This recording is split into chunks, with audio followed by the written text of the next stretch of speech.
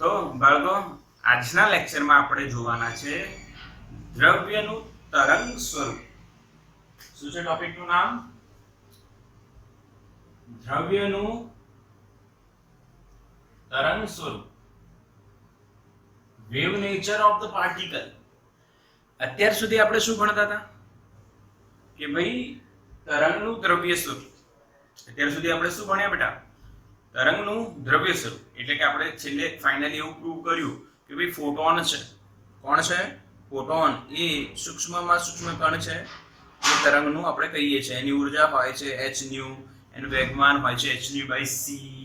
આ બધા એના ગુણધર્મો બી આપણે જોયા. એટલે આપણે સાબિત શું કર્યું કે ભાઈ પ્રકાશ અથવા તરંગ એ દ્રવ્ય સ્વરૂપ ધરાવે છે. ફોર એક્ઝામ્પલ અહીંયા હું શું લખું છું સમજો. પ્રકાશનું દ્વૈત સ્વરૂપ અથવા સ્વભાવ, એના વિશેની ઇન્ફોર્મેશન આપણે લેવી. પ્રકાશ જોડે ડબલ સ્ટાન્ડર્ડ છે, ડબલ ફેસ છે. પ્રકાશ જોડે ડબલ ફેસ છે. પહેલો ફેસ જે ક્લિયર છે કે ભાઈ પ્રકાશ એ તરંગ સ્વરૂપ છે. કયો છે ભાઈ? તરંગ સ્વરૂપ. હવે તરંગ સ્વરૂપ છે એવું ક્યાંથી નક્કી થાય? તો કે આપણે અમુક ઘટનાઓ લખીએ કે વ્યતિકરણ છે, વિવર્તન છે અને ધ્રુવીભવન છે. ઓકે, વ્યતિકરણ, વિવર્તન અને ધ્રુવીભવન છે બેટા. આ ત્રણ જે ઘટનાઓ છે એ સમજાવી હોય તો પ્રકાશનું કયું સ્વરૂપ આપણને જરૂર પડે? તરંગ સ્વરૂપ. યસ ઓર નો? હા કે ના બેટા? યસ. બિલકુલ ક્લિયર. આને સમજવા માટે કશું વધારે આપણે લોજિક લગાવવાની જરૂર નથી. બિલકુલ સિમ્પલ છે યાર, એકદમ સિમ્પલ છે કે ભાઈ પ્રકાશ એ તરંગ સ્વરૂપ હોય છે કારણ કે આપણે આ ઘટનાઓ સમજતા આવતી વખતે પ્રકાશને તરંગ સ્વરૂપ લીધું હતું. પછી આપણે અમુક અસર જોઈ, જેમ કે ફોટો ઇલેક્ટ્રિક અસર, ફોટો ઇલેક્ટ્રિક અસર. અને બીજી આપણે વાત કરી હતી કોમ્પટન નામના વૈજ્ઞાનિકે. તો એમણે એક્સ-રે ક્ષકિરણોનું શું કર્યું હતું? પ્રકીર્ણન કર્યું હતું ક્ષકિરણોનું. તો એ જે છે એમાં ક્વોન્ટમ અસર આવે. તો આ બંને અસર સમજાવવા માટે એનું બીજું સ્વરૂપ જે છે એ કયું હતું? કર્ણ સ્વરૂપ. એટલે જે પ્રકાશ છે એનું કર્ણ સ્વરૂપ હોય તો જ આ બે ઘટનાઓ સમજી શકાય. જો એ કર્ણ ન હોય તો આ ઘટનાઓ શક્ય જ નથી. હા કે ના બેટા? હા કે ના? ફોટો ઇલેક્ટ્રિક અસર ક્યારે શક્ય બને? જ્યારે જે પ્રકાશ આવે છે એની જોડે કયો ગુણધર્મ હોય? તરંગનો કે કર્ણનો? તો કે કર્ણનો ગુણધર્મ હોય કે તરંગ એટલે પ્રકાશ આવ્યો, સપાટી પર આપાત થયો અને ઇલેક્ટ્રોનને શું કર્યા?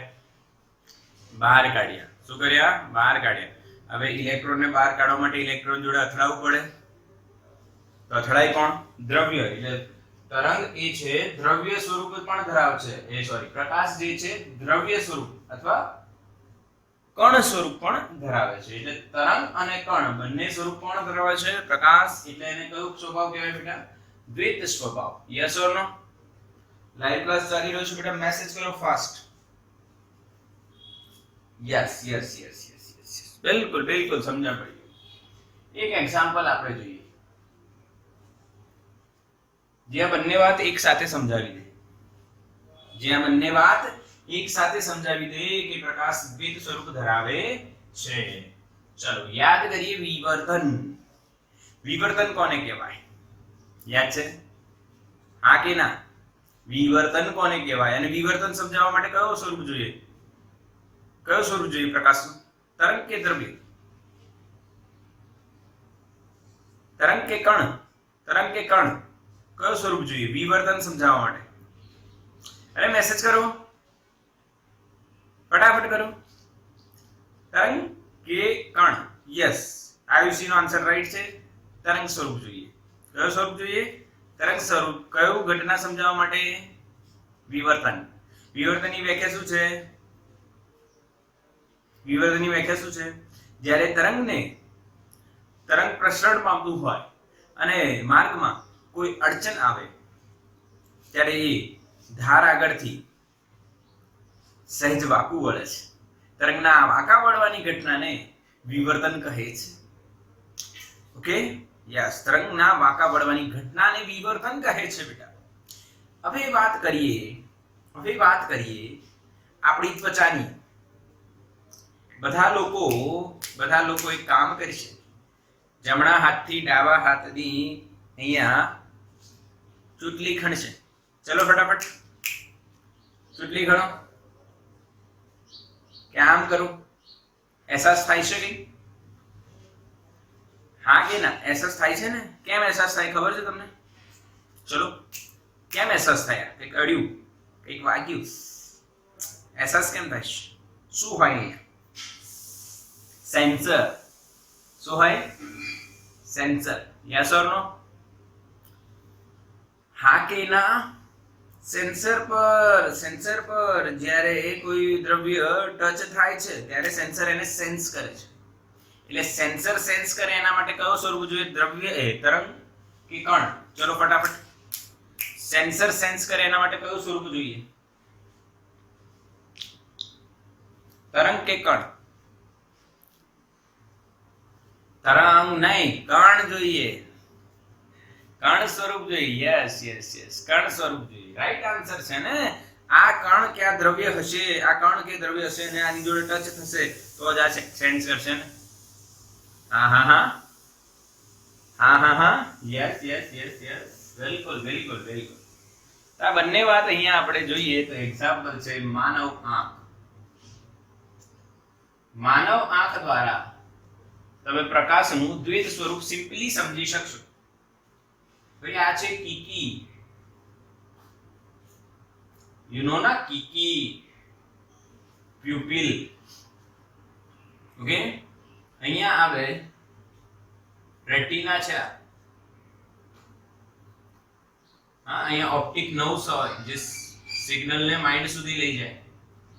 અહીંયા સિલિયરી મસલ્સ વગેરે હોય. એ બધી વાતો નથી કરવાની. બસ આપણે કીકી અને રેટિના બે વસ્તુની જરૂર છે. ઓકે, તમે જ્યારે કોઈ વસ્તુને જોવો છો તો એ વસ્તુમાંથી આપણી આંખમાં શું આવે છે? પ્રકાશ. શું આવે છે બેટા? પ્રકાશ. હવે જે પ્રકાશ આવી રહ્યો છે એને પ્રસરણ થતું હોય તો આ માધ્યમમાં શું નડે એવું કહેવાય? કીકી શું કહેવાય? કંઈક નડ્યું એવું કહેવાય કે ના કહેવાય? એટલે પૂરો ભાગ જવાની. માની લો અહીંયા તરંગ અગ્ર યાદ છે. હા કે ના? તરંગ અગ્ર આવી રહ્યો છે અને કીકી આટલી જ છે તો આટલો જ તરંગ અગ્રનો ભાગ આગળ જશે, બધો ભાગ આગળ જાય નહીં. એટલે તરંગ અગ્રનો મર્યાદિત ભાગ આગળ જશે અને તરંગ અગ્રના મર્યાદિત ભાગ વડે નિપજતી અસર એટલે વિવર્તન. એટલે કીકી આગળ કઈ ઘટના બને? વિવર્તન. અને વિવર્તન માટે કયું સ્વરૂપ જોઈએ? તરંગ સ્વરૂપ. પાકો. હવે એ પ્રકાશ જે પસાર થયો એ કેન્દ્રિત થશે ક્યાં? રેટિના પર.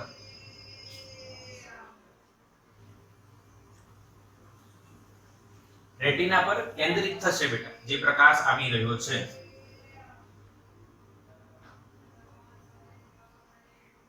ક્યાં કેન્દ્રિત થશે બેટા? રેટિના પર. જે પ્રકાશ આવી રહ્યો છે એ ક્યાં કેન્દ્રિત થશે બેટા? રેટિના પર. હવે રેટિનાની અંદર હોય,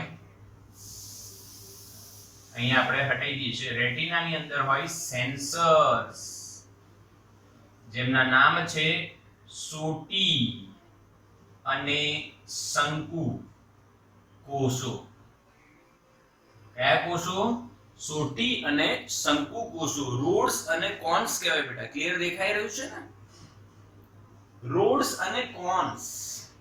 હા, સોટી અને શંકુ પ્રકારના બે પ્રકારના કોષો હોય જે સેન્સ કરે કેટલી તીવ્રતા આવી રહી છે, ઓછી કે વધારે, કયો કલર છે. હવે આ સેન્સર સેન્સ કરે એના માટે કયો સ્વરૂપ જોઈએ? હા એ કયું સ્વરૂપ જોઈએ બેટા? અહીંયા આપણને જોઈશે કણ સ્વરૂપ, તો જ સેન્સ કરશે. એટલે પહેલો તરંગ અને બીજો કણ. ક્લિયર કે નહીં? તો એક જ એક્ઝામ્પલમાં બેટા આપણે પ્રકાશનું દ્વૈત સ્વરૂપ છે એવું સાબિત કરી શકીએ છીએ. હા કે ના? Yes or no? ક્લિયર? હા બિલકુલ બિલકુલ. કન્સેપ્ટ વાઇઝ તમે જે બાયોલોજીમાં આંખ ભણ્યા છો, એ માનવ આંખ જે તમે ભણ્યા છો એનાથી જ તમે પ્રકાશનું દ્વૈત સ્વરૂપ સિમ્પલી સમજી શકો છો. એટલે અહીંયા સાબિત થાય કે પ્રકાશ જોડે દ્વૈત સ્વભાવ છે. કયો સ્વભાવ? પહેલો તરંગ, બીજો કણ. તરંગ માટે કઈ કઈ ઘટનાઓ સમજાવી શકાય? આ ઘટનાઓ સમજાવવી હોય તો કયું સ્વરૂપ જોઈએ? તરંગ, વ્યતિકરણ, વિવર્તન અને વિભવન. અને કણ સ્વરૂપ માટે કઈ બે અસર સમજાવવાની? હા કે ના? ફોટો ઇલેક્ટ્રિક અને ક્વોન્ટમ બેટા. સ્ક્રીનશોટ લો, સ્ક્રીનશોટ લો ફટાફટ.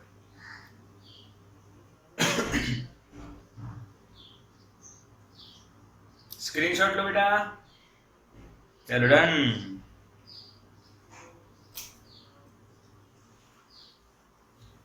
હવે આપણે વાત કરીશું પ્રકાશના દ્વૈત સ્વભાવ પછી દ્રવ્યનો દ્વૈત સ્વભાવ. દ્રવ્યનો દ્વૈત સ્વભાવ.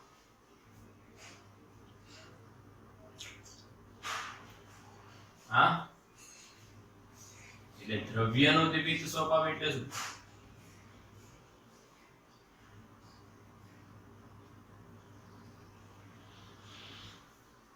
એટલે કે ભાઈ દ્રવ્ય પણ બે પ્રકૃતિ ધરાવે છે. એક કણ સ્વરૂપ અને બીજી તરંગ સ્વરૂપ. હવે દ્રવ્ય કણ સ્વરૂપ છે એ સમજાવવું મારે તમને પડશે કે નહીં? હા કે ના બોલો? દ્રવ્ય કણ સ્વરૂપની પ્રકૃતિ ધરાવે છે એ મારે સમજાવવું પડશે કે નહીં? તમે કહો. શું મારે સમજાવવું પડશે કે દ્રવ્ય એ કણ સ્વરૂપ ધરાવે છે? બોલો.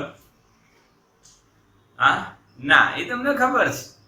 ના, તમને ખબર છે દ્રવ્ય એટલે કણ સ્વરૂપ હોય, એની અંદર ભાઈ કણો તો હોય ને. ના ના ના, એ દ્રવ્ય સ્વરૂપ છે જેનાથી શું થાય? અથડામણ થતી હોય, વેગમાનનું સંરક્ષણ થાય, ઉર્જાનું સંરક્ષણ થાય, એ બધી કણ સ્વરૂપ છે. એટલે એને આપણે સમજવાની કોઈ જરૂર નથી. હા એટલે દ્રવ્ય કણ સ્વરૂપ તો ધરાવે છે, પરંતુ એમાં ડી બ્રોગલી નામના વૈજ્ઞાનિકની વાત આવે.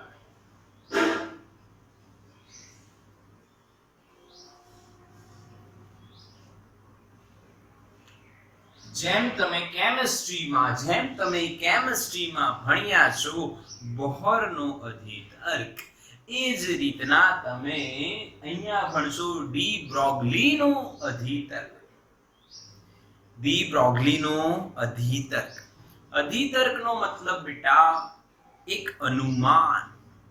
હા, હાઇપોથેસિસ, કે અમુક બનતી ઘટનાઓના આધારે અનુમાન લગાવવામાં આવે કે આવું થશે. હા હા કે ના? હા કે ના? એક અનુમાન લગાવવામાં આવે છે બેટા કે ભાઈ આવું થતું હશે. કે ભાઈ જ્યારે એમણે એવું કીધું કે જ્યારે દ્રવ્ય ગતિ કરે છે, ગતિ કરતો જે દ્રવ્ય હોય છે એ અમુક જે કન્ડિશન્સ હોય એમાં એ તરંગ સ્વરૂપ ધરાવતું હોય છે. હા કે ના? દ્રવ્ય જ્યારે શું કરતું હોય? ગતિ.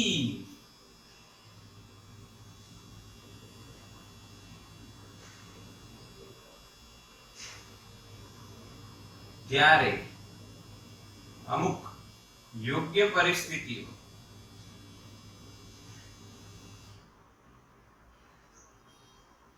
તરંગની પ્રકૃતિ ધરાવે છે. આવું કોણે કીધું? ડી બ્રોગલીએ. ડી બ્રોગલી આપણને બીજી વાત હજુ કરે છે. બીજી વાત અધિતર્કમાં જ તમે આ બંને પોઈન્ટ્સ ઉમેરી શકો છો બેટા. પહેલો પોઈન્ટ અને બીજો પોઈન્ટ સમજજો. બીજી વાત એમણે એમ કીધી છે કે ભાઈ જે આપણો નેચર છે, આ નેચર જે આપણી આજુબાજુ છે એ સંમિત છે. સમિત ઇન ધ સેન્સ કે આનું આવું તો પેલાનું પણ આવું છે. એનો મતલબ એક બેઝિક કન્સેપ્ટ આપું છું કે ચેપ્ટર નંબર 1 સ્ટાન્ડર્ડ નંબર 11 નું પહેલું જે ચેપ્ટર છે એમાં મેં તમને એક વાત સમજાઈ હતી, ન યાદ હોય તો હમણાં ફરી કહી દઉં છું કે આપણો જે આ નેચર છે એ બે જ વસ્તુથી બનેલો છે, દ્રવ્ય અને વિકિરણ. હવે એમનું એવું કેવું છે કે જો વિકિરણ એટલે પ્રકાશ, વિકિરણ દ્વૈત સ્વભાવ ધરાવતો હોય તો દ્રવ્ય પણ દ્વૈત સ્વભાવ ધરાવતો હોવો જોઈએ. Yes or no? ખબર પડી? હા કે ના? Yes or no? યસ, બિલકુલ સિમ્પલ વાત છે કે ભાઈ જો આ સૃષ્ટિની રચના કરનારે બે જણ છે, દ્રવ્ય અને વિકિરણ. જો દ્રવ્ય દ્વૈત સ્વભાવ ધરાવતો હોય તો વિકિરણ પણ દ્વૈત સ્વભાવ ધરાવતો હોવો જોઈએ. એવું કહેનાર કોણ? De Broglie. ડી બ્રોગલી જે છે, એમના બે અધિતર્ક છે બેટા. તમે બંનેને કમ્બાઈન રીતના પણ જાણી શકો છો. કોઈ ડાઉટ રાખવો નહીં બેટા, બિલકુલ સિમ્પલ. યાદ રહી ગયું ને? હા કે ના બેટા? યાદ રહી ગયું કે નહીં? હા, બિલકુલ ક્લિયર, બિલકુલ ક્લિયર. ડી બ્રોગલીના બે અધિતર્ક. એક પહેલો કયો કે ભાઈ દ્રવ્ય જ્યારે ગતિ કરતો હોય ત્યારે અમુક યોગ્ય પરિસ્થિતિમાં તરંગ પ્રકૃતિ ધરાવે છે, અને જો વિકિરણ દ્વૈત સ્વભાવ ધરાવતો હોય તો દ્રવ્ય પણ દ્વૈત સ્વભાવ ધરાવે છે. આ હ્યુમન નેચર છે બેટા. Comparison, this is called comparison. Yes or no? Yes or no? Comparison જે છે એને તમારાથી વધારે કોણ સમજી શકે? હા કે ના? Comparison. Yes or no? Message નહીં આવ્યો કોઈનો? કમ્પેરિઝન ને તમારાથી વધારે કોણ સમજી શકે? 10માની બોર્ડ હા, 10માની બોર્ડની એક્ઝામ પતી હોય, બધાની પતી જ હતી, રિઝલ્ટ આયા હતા, અને જે રિઝલ્ટ આયા એના પરથી શું થયું? કમ્પેરિઝન. એટલે આપણને અમુક વખત અમુક ટાઈમે એવું શીખવાડવામાં આવે કે કમ્પેરિઝન નહીં કરવાનું. હા કે ને? યસ ઓર નો? હા. એટલે કમ્પેરિઝન નહીં કરવાનું. તો તમને એક બીજી વસ્તુ કહું, એટલે ઘણી જગ્યાએ મેં આમ સાંભળ્યું છે કે કમ્પેરિઝન નહીં કરવાનું. અમુક મોટિવેશનલ લેક્ચર બી આપણે જોતા હોય તો કે don't compare yourself with others, એવું ઘણું બધું આપેલું હોય. You are the unique. But તમે એક વસ્તુ વિચારો, શું કમ્પેરિઝન વગર સૃષ્ટિની રચના શક્ય છે? હા કે ના? ઇમ્પોસિબલ. જો કમ્પેરિઝન જ ના હોય તો સૃષ્ટિની રચના શક્ય નથી. એટલે જે લોકો આ મોટિવેશનને ચલાવે છે કે ભાઈ કમ્પેરિઝન ન કરવું, એ લોકો પોતે પણ એટલું સારું મોટિવેશન આપવા માટે બીજાને કમ્પેર કરતા હોય કે બીજું કોઈ મારા કરતા તો સારું નહીં આપતું. એટલે comparison is the part of the life. Accept it. A accept કરવું જ પડે. હા, તમે એમાં કશું ન કરી શકતા હોય તો તમારે થોડુંક દુઃખી થવું જોઈએ કે હવે હું આ કમ્પેરિઝનને બદલી નથી શકતો. ફોર એક્ઝામ્પલ, 10th બોર્ડનું રિઝલ્ટ, એમાં તમારા જે રિઝલ્ટ્સ આયા છે એનું તમે કમ્પેરિઝન થયું તો રિઝલ્ટ આયા પછી તમે એ કમ્પેરિઝનને બદલી શકવાના નથી. બટ 12th બોર્ડ એક્ઝામિનેશન પછી જે રિઝલ્ટ આવશે અને એનું જે કમ્પેરિઝન થશે, એ કમ્પેરિઝન ને તમે હાલ બદલી શકો છો. કમ્પેરિઝન તો થવાનું જ. કમ્પેરિઝન તો થવાનું જ, ગમે તે થાય. તો એનું સોલ્યુશન શું? તો એનું સોલ્યુશન કે બિફોર ધ કમ્પેરિઝન, એટલે કે રિઝલ્ટ પહેલા તમે એ કમ્પેરિઝન તમારા ફેવરમાં હોય એના માટે અથાગ મહેનત અને પરિશ્રમ કરવો જોઈએ. અચ્છા, તમે બીજાની વાત કરો, તમે પોતે જ કમ્પેરિઝન થી આજુબાજુ ઘેરાયેલા છો, તમે પોતે કમ્પેરિઝન ને મહત્વ આપો છો. કમ્પેરિઝન ને તમે પહેલેથી જ મહત્વ આપો છો. તમે તમારા ફાયદા માટે કમ્પેરિઝન કરવું એ ખોટી વાત છે. પેરેન્ટ્સ, અત્યારે એક જણે મેસેજ કર્યું કે કમ્પેરિઝન કોણ કરે, તો કે પેરેન્ટ્સ. હા, તો પેરેન્ટ્સ જે કમ્પેરિઝન કરે છે એ ખોટા છે એવું કહેવાય? બિલકુલ નહીં. કેમ કે એમને જીવન તમારા કરતા વધારે અનુભવ જીવનમાં જોયેલો છે. તો એ અનુભવના બેઝિસ પર એ તમને કમ્પેરિઝન કહે છે. કેમ કે તમને દુઃખ ન થાય આફ્ટર રિઝલ્ટ. પેરેન્ટ્સ તો તમને એક્સેપ્ટ કરવાના જ છે કે ભાઈ તમે 90% લાયા, 50 લાયા કે ફેલ થયા. બીજા કોઈ એક્સેપ્ટ ન કરે, પેરેન્ટ્સ તમને એક્સેપ્ટ કરવાના જ છે. બટ એ તમને કેમ કમ્પેરિઝન કરીને ફ્યુચરની વાતો જણાવે છે, ભણવું જોઈએ, ભણશો નહીં તો રિઝલ્ટ નહીં આવે, એડમિશન નહીં મળે, કેમ આ બધી વાતો કહે છે? કેમ કે એમને જે જીવનમાં અનુભવ મેળવ્યા હોય એ અનુભવ પરથી એમનો અંદાજો એવો છે કે રિઝલ્ટ આવ્યા પછી તમે દુઃખી થશો જો તમે મહેનત નહીં કરો તો. એટલે તમને કહે છે. એટલે તમારે એમની વાત સાંભળવી જ પડશે, બીજો કોઈ ઓપ્શન નથી. ફોર બેટર ફ્યુચર તમારે એમની વાત સાંભળવી જ પડશે. એટલે જે મેસેજો તમારા આયા કે કમ્પેરિઝન, જેના બધાના માઇન્ડમાં એ જ આવ્યું કે કમ્પેરિઝન કોણ કરે, તો કે પેરેન્ટ્સ કરે. પેરેન્ટ્સ કરે કમ્પેરિઝન. ભણવાનું કોણ કે કરે, તો કે પેરેન્ટ્સ કરે. મોબાઈલ માટે કોણ રોકે, તો કે પેરેન્ટ્સ કરે. ગેમ રમવા માટે કોણ રોકે, તો પેરેન્ટ્સ રોકે. પેરેન્ટ્સ કઈ જેવા તેવા નથી કે તમને ગમે ત્યાં રોક કરે. કંઈક એમને કંઈક પ્રોબ્લેમ નથી મેન્ટલી કે તમને રોક કરે. એ તમને કેમ રોકે છે? તમારા બેટર ફ્યુચર માટે. અને તમે ફ્યુચરમાં દુઃખી ન થાવ એટલે. બીજો એમનો કોઈ ગોલ નથી.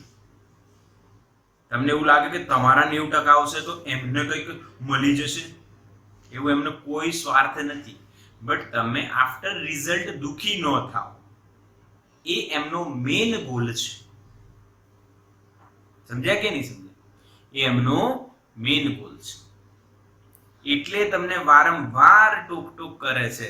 અને ખબર છે કે રોકટોક કરવામાં આવે એટલે આપણને ગમે નહીં, પરંતુ કેમ કરવામાં આવે એનું કારણ જાણશો તો તમને એ રોકટોકનો મતલબ સમજાશે. ક્લિયર છે? હા, એ વસ્તુ ક્લિયર કરી દો, બિલકુલ ક્લિયર કરી દો.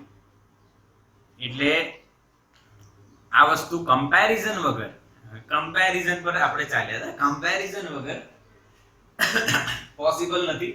અને દી બ્રોગલીએ પણ કમ્પેરિઝન કર્યું. શું કમ્પેરિઝન કર્યું?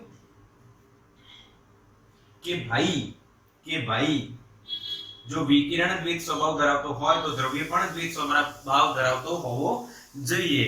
માની લો કે એક એક્ઝામ્પલ, અત્યારે એક સ્ટુડન્ટ બીજા સ્ટુડન્ટને મળે છે તો કે યાર મારા મમ્મી પપ્પા તો બહુ જ હેરાન કરે. સ્ટુડન્ટની વાત છે, બહુ આખો દિવસ કે ભણ તો એ લોકો કહે છે અરે યાર મારે આવું છે. એટલે કમ્પેરિઝન થઈ ગયું. એટલે comparison is all over the world, બધે જ થાય. ઠીક છે? ક્લિયર છે? આગે ના બીજી એક લોજિકલ વાત આ તમને ક્લિયરલી સમજાઈ ગઈ છે કે આપણે કમ્પેરિઝનની વાત છે. એટલે દી બ્રોગલીએ કમ્પેરિઝન કર્યું. જો વિકિરણ આવું કરતો હશે તો દ્રવ્ય બી આવું કરતો હશે. અને આ કમ્પેરિઝન પરથી એમણે શું કીધું એ સમજો. જો એક કણ આપણે લઈએ અને એ ગતિ કરતો હોય v વેગથી અને એનું વેગમાન p હોય અને એનું દળ m હોય, ત્યારે જો એ તરંગ પ્રકૃતિ ધરાવતો હોય તો એની તરંગ લંબાઈ, જેને ડી બ્રોગલી તરંગ લંબાઈ કહેવાય,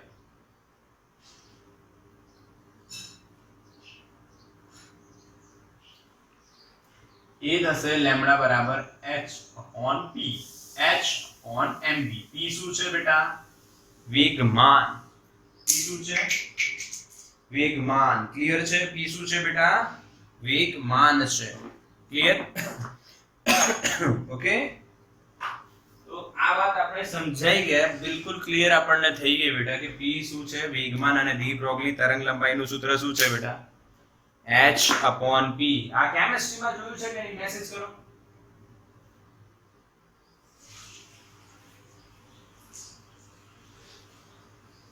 હા કે ના? કેમિસ્ટ્રીમાં આવું જોયું છે?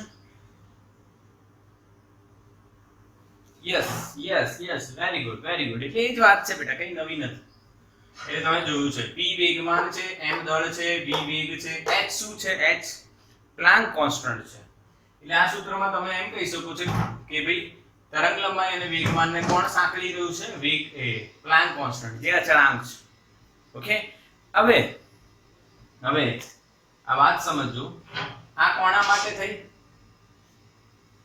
આ વાત કોના માટે થઈ? કણ માટે થઈ. કોના માટે થઈ? કણ માટે. હવે હું આ જ વસ્તુ ફોટોન માટે વિચારવાનું તમને કહું. ફોટોન માટે તમે જ્યારે વિચારશો, બેટા, તો લેમ્ડા કેટલું મળે? h upon p જ મળે બેટા. ફોટોન માટે પણ h upon p જ મળે. કેમ? કેમ કે ફોટોનમાં જ્યારે આપણે એના ગુણધર્મો જોયા હતા, તો ફોટોન માટે આપણે વેગમાન લખ્યું હતું, યાદ કરો, આઈન્સ્ટાઈને જે સમજણ આપી એના પછી. h nu upon c અથવા hf લખો. હા કે ના? E બરાબર pc યાદ છે? E બરાબર pc, એન્ટરટેનમેન્ટ બરાબર પ્રિયંકા ચોપડા. E બરાબર pc બેટા. E બરાબર pc યાદ છે તમને? તો p બરાબર શું થશે? E by c ફોટોન માટે. હવે f ની જગ્યાએ તમે શું લખી શકો? h by c. c બરાબર લેમ્ડા f થાય બેટા. f ની જગ્યાએ શું લખાય? c by lambda. c ગયું તો p બરાબર શું મળ્યું આપણને? h upon lambda. માટે લેમ્ડા બરાબર શું મળશે? h upon p. Similar to this. Yes or no? હા કે ના? સેમ ટુ સેમ આવ્યું? યસ ઓર નો? હા, તો દ્રવ્ય બંને પ્રકૃતિ ધરાવે છે. હા કે ના? કોઈ ડાઉટ આમાં? હા, જે દ્રવ્ય માટે આપણે વિચારતા એ ફોટોન માટે સાચું થાય છે. તો ફોટોન જે છે જે આગળ વાત કરી હતી આપણે, એ કોનો ક્વોન્ટમ છે? ઊર્જા અને વેગમાનનો ક્વોન્ટમ છે. ક્વોન્ટમ એટલે સ્મોલેસ્ટ પાર્ટિકલ છે લાઇટમાં, જેમાં ઊર્જા જે છે પૂર્ણ ગુણાંકમાં હોય. ફોર એક્ઝામ્પલ hf કહેવાય ફોટોનની ઊર્જા. પ્રકાશની ઊર્જા શું કહેવાય? nhf. n શું છે બોલો? મેસેજ કરો. n શું છે? ફટાફટ મેસેજ કરો. what is n in this equation? આ સમીકરણમાં n શું છે? ચલો જલ્દી મેસેજ કરો બેટા. આ સમીકરણમાં n શું છે? જલ્દી, fast. Yes, right answer Sweetika. ફોટોનની સંખ્યા છે. કેમ કે ફોટોનમાં એક જ ફોટોન હોય ને, આ ફોટોન માટે છે. અને આ પ્રકાશમાં એક કરતા વધારે ફોટોન હોય તો નંબર ઓફ ફોટોન્સ n એટલે નંબર ઓફ ફોટોન્સ. હવે જો ઊર્જાનું ક્વોન્ટાઇઝેશન થતું હોય, આનું ક્વોન્ટાઇઝેશન થતું હોય, તો વેગમાનનું બી ક્વોન્ટાઇઝેશન થશે ને. અને એ ક્વોન્ટાઇઝેશનમાં એનું જે સ્મોલેસ્ટ પાર્ટિકલ છે, ક્વોન્ટમ જે છે, કોણ છે? ફોટોન છે. પાક્કું બેટા? ક્લિયર? આ ડી બ્રોગલી તરંગ લંબાઈ યાદ રાખો, lambda h upon mv. De Broglie તરંગ લંબાઈ યાદ રાખો, lambda h upon mv, h upon v. Screenshot લો બેટા ફટાફટ. Take the screenshot.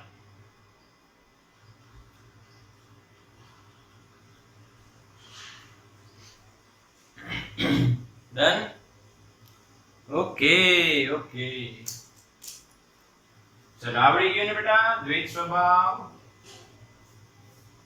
હવે આપણે જેઈ નીટ માટે થોડુંક વિચારીએ કે એમસીક્યુ માટે. તમે જેઈ નીટ બોલો એટલે અમુક બાળકો ને એટેન્શન વધી જાય, અમુક બાળકોને એટેન્શન ઘટી જાય. કેમ? કેમ કે પોઈન્ટ એવો થાય કે અમારે તો જી નીટ નથી કરવાનું, અમુક કે અમારે જી નીટ કરવાનું છે. એટલે હું કહી દઉં, સિમ્પલ લોજિક લગાવીએ આપણે એમસીક્યુ માટે. હવે બતાવો કોને ઇન્ટરેસ્ટ નથી, કોની એટેન્શન ઓછી થઈ ગઈ? કોઈ નહીં ના થાય, કેમ કે બધાને એમસીક્યુ આવવાનું છે. હવે આમાં ચર્ચા કેવી છે તો બેટા ક્લિયર તમને સંભળાઈ રહ્યું છે. એમસીક્યુ માટે આપણે જે ડી બ્રોગલી તરંગલંબાઈ છે એને કઈ રીતના સમજીએ છીએ. આવો જો, લેમ્બડા h p બરાબર h/mv. આ પહેલું સૂત્ર તો આપણને આવડે. ક્લિયર? પહેલું સૂત્ર શું લખવાનું? ડી બ્રોગલી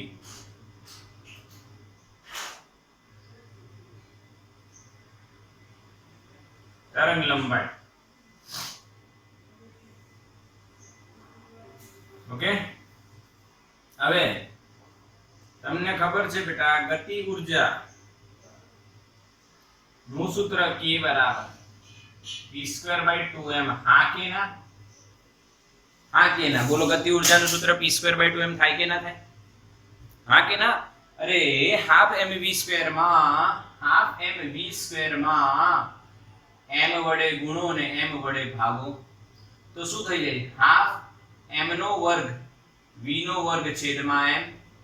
અરે ભાઈ mv એટલે વેગમાન એટલે p નો વર્ગ છેદમાં 2m. અરે હા કે ના બેટા? યસ ઓર નો? બિલકુલ ક્લિયર? સમજાયું કે નહીં? યસ. હવે આના પરથી હું p લખવા માંગતો હોઉં તો મારે શું લખવું પડશે? 2mk નો ગુણાકાર એનું વર્ગમૂળ. જો મારે p લખવું હોય તો બેટા શું થાય? 2m અને k નો ગુણાકાર એનું વર્ગમૂળ. 2mk નો ગુણાકાર એનું વર્ગમૂળ. બરાબર? આમાં મૂકી દો તો તમને લેમ્બડા બરાબર એક બીજું સૂત્ર મળશે, √2mk. બોલો હા કે ના બેટા? Yes or no? યસ, બિલકુલ સિમ્પલ છે. આવડી ગયું, એકદમ ઈઝી છે તો આવડી જાય ને બેટા. પર આ સ્વરૂપના દાખલા પૂછાય પાછા. હવે અહીંયા ધ્યાન આપજો, ધ્યાન આપવાની વાત છે. કાર્ય ઉર્જા પ્રમેય અનુસાર W બરાબર ડેલ્ટા K લખાય. W બરાબર શું લખાય? ડેલ્ટા K બેટા. હવે ડેલ્ટા K W એટલે Q into V કહેવાય. Chapter number 2 Q into V. હા કે ના? પરંતુ જો તમે ઇલેક્ટ્રોન માટે લખતા હોય તો W બરાબર ડેલ્ટા K બરાબર E into V કહેવાય. એટલે લેમ્બડા તમને શું મળશે બેટા? h/√2m. k ની જગ્યાએ E into V. Yes or no બેટા? હા કે ના? યસ, બિલકુલ સમજણ પડે છે.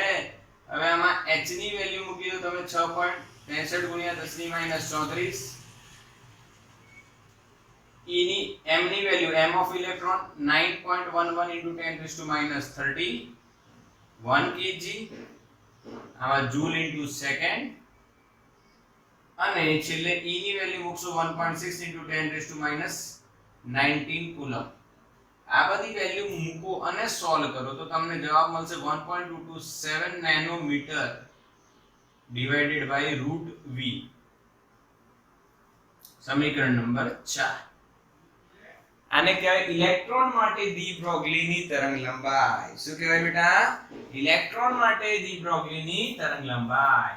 જ્યારે એક ઇલેક્ટ્રોનને v જેટલા વિદ્યુત સ્થિતિમાન હેઠળ ગતિ કરાવવામાં આવે ત્યારે એના પર થતું કાર્ય કેટલું થાય? q * v એટલે ev, અને એની તરંગ લંબાઈ કેટલી થશે? 1.227 / √v નેનોમીટર. હા કે ના? યસ ઓર નો? ખાલી વેલ્યુ મૂકવાની છે h m e ની અને સોલ્વ કરશો એટલે બચશે આ. અને આ યાદ રાખવું. મોસ્ટ IMP MCQ માટે મોસ્ટ IMP રહેશે બેટા, મોસ્ટ IMP રહેશે. કેમ કે તમે જી નીટ ના જે MCQ સોલ્વ કરશો એમાં પણ તમને જોવા મળશે. નીટ બોર્ડ ગમે ત્યાં તમે આ MCQ માં હોય શકશે. એટલે તમારે આ ધ્યાન રાખવાની વાત છે બેટા. હા કે ના? યસ ઓર નો? બિલકુલ ક્લિયર?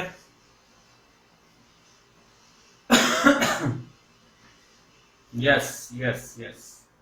હવે આપણે વાત કરીએ બેટા. કઈ વાત કરીશું? બીજી એક વાત કરીશું કે ભાઈ જો v ની વેલ્યુ, એક એક્ઝામ્પલ NCERT માં છે, 120 વોલ્ટ કરી દો તો તમને લેમ્ડા ની વેલ્યુ, આજે વિદ્યુત સ્થિતિમાનનો તફાવત ઇલેક્ટ્રોનને મળે છે 120 વોલ્ટ હોય તો લેમ્ડા ની વેલ્યુ તમને 0.112 નેનોમીટર મળે છે.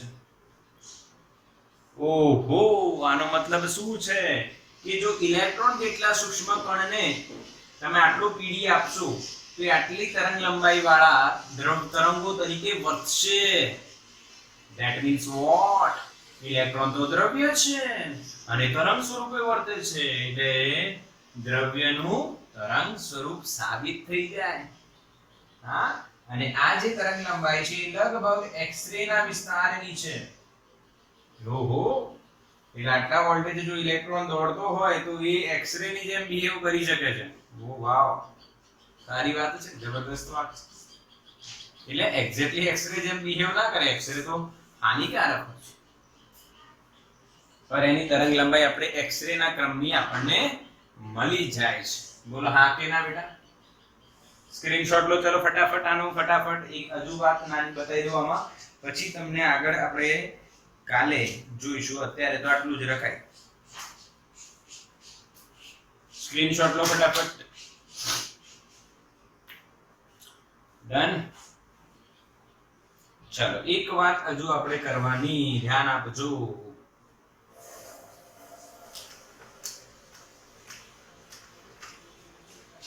ઇલેક્ટ્રોન એ ખૂબ જ સૂક્ષ્મ કણ છે અને સૂક્ષ્મ કણોની ગતિ સાથે એક વસ્તુ સંકળાયેલી છે.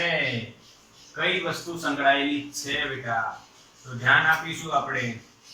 ધ્યાન આપીશું કે ભાઈ કણની ગતિ ઊર્જા એ તાપમાન પર આધારિત છે.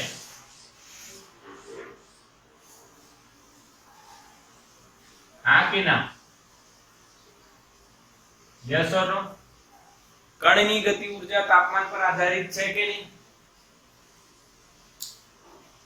તમે એવું ભણ્યા છો કે ભાઈ જે પદાર્થ હોય એના કણો દોલનો કરતા હોય છે, અને જો એ કણોને તાપમાન વધારવામાં આવે તો એના દોલનો વધી જાય છે. એમના દોલનો ક્યારે સ્થિર થાય છે? તો કે નિરપેક્ષ શૂન્ય તાપમાને, 0 કેલ્વિન. યસ ઓર નો? હવે આપણે 11th માં ભણ્યા છે. એટલે ગતિ ઊર્જા K બરાબર આપણે E લખીએ, અને E આપણું કેટલું હતું યાદ કરો? 3/2 kBT. શું યાદ આવે છે બેટા? E બરાબર 3/2 kBT યાદ આવે છે કે નહીં? અરે હા કે ના મારા બેટા? 3/2 kBT. kB એટલે શું? kB એટલે શું? હા, બોલ્ટ્ઝમેન નો અચળાંક. કોનો અચળાંક બેટા? બોલ્ટ્ઝમેન અચળાંક. Yes yes. અને આ વેલ્યુ તમે અહીંયા પુટ કરશો તો લેમ્ડા તમને હવે શું મળશે? જો h/√3 mkBT. 3m kbt. આવું કઈ રીતના 2m k ની જગ્યાએ શું લખશો 3/2 kbt 2 કટ થઈ જશે m બચશે m kbt અને m kbt જોડે શું ગુણાઈ જશે 3 ગુણાઈ જશે બેટા હા કે ના સિમ્પલ એટલે આ પણ તમને MCQs માટે યુઝ કરવાનું રહેશે એટલે થિયરીનો જે કન્સેપ્ટ આપણે શીખ્યા છે એ બિલકુલ MCQ ના પોઈન્ટ ઓફ વ્યૂ થી આપણે શીખી રહ્યા છીએ બેટા સ્ક્રીનશોટ લો અહીંયા તમારી ડી બ્રોગલી તરંગ લંબાઈનો જે કન્સેપ્ટ છે એ પૂરો ક્લિયર છે ને બધાને સ્ક્રીનશોટ લઈ લો બેટા